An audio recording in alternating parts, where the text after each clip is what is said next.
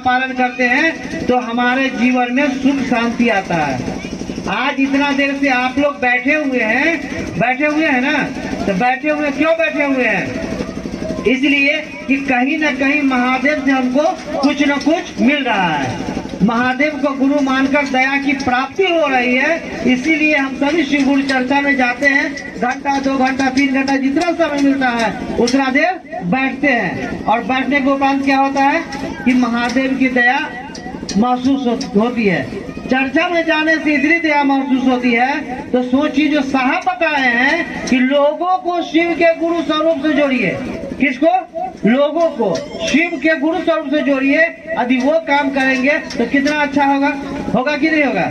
मान लीजिए कि हमको आपसे कोनो काम है और आपके पास हम गए और आपको प्यास लगा हुआ है और आप कहते हैं कि थोड़ा सा पानी 1 गिलास लाइए तो पी लेते हैं।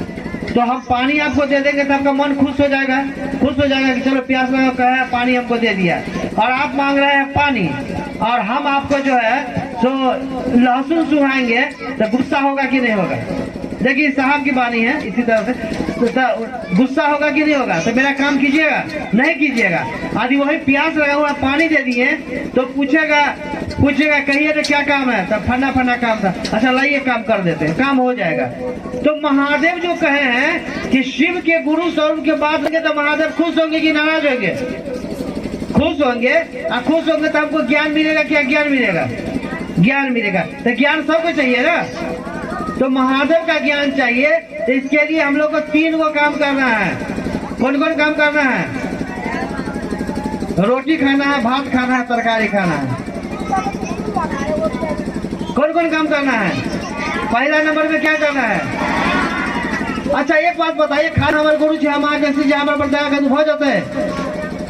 देखिए दया मांगने के लिए अभी आगे से मान लीजिए लाइन गया हुआ है।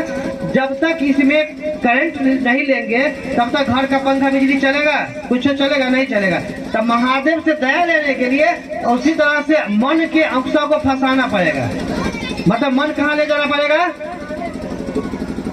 रुपया पर नहीं, महादेव पर लेके मन को फंसाना पड़ेगा और ध्यान रखना पड़ेगा महादेव पर। महादेव के चरण को अपने आंखों से देखिए और कहिए, हे शिव आप मेरे गुरु है। मेरे बाड़ी में जैसे कोई बैगन वगैरह लगल रहता है तो कोई तोड़ता है तो कितना गुस्सा होता है कि मेरा बाड़ी है। उसके महादेव को समझिए कि मेरा महादेव। जब कहिएगा ना मेरा महादेव है और कहिएगा हे शिव आप मेरे गुरु हैं, मैं आपके शिष्य हूँ, आप मुझ पर दया कर दीजिए। और ध्यान रहेगा महादेव के चरण पे, तो महादेव की दया होगा कि नहीं होगा? तार में करंट रहेगा तो पंखा चलेगा कि नहीं चलेगा? बिजली का बॉल जलेगा कि नहीं जलेगा? तो महादेव से ध्यान से टोका फंसाना है अपने दिमाग को, अपने दिल को, अपने मन को। और जब दिल और दिमाग मन लगा के महादेव से दया मांगिएगा ना तो परिणाम मिलना ही मिलना है। तो पहला काम हो गया। केवल पहाड़ा पढ़ने से नहीं होगा कि हे शिव आप मेरे गुरु हैं, मैं आपका शिष्य हूँ, आप मुझ पर दया कर दीजिए। ध्यान से महादेव पर लगाना पड़ेगा ध्यान को। और तब जो कहिएगा ना तब दया मिलना शुरू हो जाएगा। तो एक काम हो गया। एक काम हुआ कि हाँ चाहे ना कहे बुझेंगे कि आप मेरा बात सुन रहे हैं। तो पहला काम हो गया क्या? दया मांगना। दूसरा काम क्या है? चर्चा करना। तो चर्चा करना है महादेव के गुरु स्वरूप की। आप जैसे शिव को गुरु माने हैं ना, किसी ने तो कहा होगा कि शिव को गुरु मान लीजिए परिणाम देते हैं। और आप जब शिव को गुरु मान लिए, यही बात दूसर को कहना है, यही बात दूसर को कहना है। पर देखते हैं ना शादी ब्याह में लड़का वाला खाजा के भार लेके आता है, वह पुछारी में दे देता है। होता है ऐसा बहुत जगह। तो जो आप हम लोग सीखे हैं वही बात जो है ना, वही बात किसी को सिखा देना है। क्या सीखे हैं? कि शिव को गुरु मानिए, शिव बहुत अच्छे गुरु है, परिणामदायी गुरु है। जो कोई हमको कहा ना उस बात को तो याद है, वही बात दोस्तों शिव गुरु चर्चा बहुत से कहिएगा कि हमारा तो नहीं अब चर्चा कहे, लेकिन जो सुने वो बात तो कर सकते हैं ना। तो यही तो है शिव चर्चा, और क्या है? तो क्या को बात हो गया?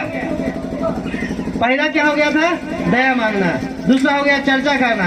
अब एक बात बचा हुआ है क्या? नमन करना, मतलब गोर लगना। तो गोर लगने का तो अपने लोग का पुराना रीति रिवाज है। कि दाई गोर लागे छी, काका गोर लागे छी, काकी को कहे कि नहीं। और महादेव जगत गुरु हैं, तो उनको प्रणाम करने का हमारे शास्त्र में लिखा हुआ है पंचाक्षरी मंत्र। क्या गो अच्छा 5 गो। 5 गो कैसे हो गया? दू हो गया, नमः दू और शिवाय 3, तो 2 और 3 मिल गए 5। पंचाक्षरी मंत्र से हम सभी प्रणाम करते हैं। तो पंचाक्षरी मंत्र से जब प्रणाम करते हैं तो कैसे करते हैं? माला हो तो उसमें कितना दाना का माला रहता है? गप करवाई ना तो के हम यहाँ बैठा दे। कौन हुआ? क्या है पंचाक्षरी मंत्र? नमः शिवाय। हम भूल गए। पंचाक्षरी मंत्र हो गया नमः शिवाय। तो कैसे नमन करना है? तो माला पर 108 दाना का माला रहता है, तो नमः शिवाय नमः शिवाय नमः शिवाय माला करना है। सांस की गति पे ध्यान नहीं देना है, नमः शिवाय करना है, क्योंकि 108 दाना रहता ही है। जब ये खत्म होगा वो सुमर्दी जो बड़ा वाला रहता है रुक जाएगा, समझिएगा 108 मेरा हो गया। लेकिन माला नहीं है, प्रणाम करना है महादेव को। तो साहब श्री शिष्यानुभूति में लिखे हैं कि अजप्पा जप की विधि सर्वोत्तम है।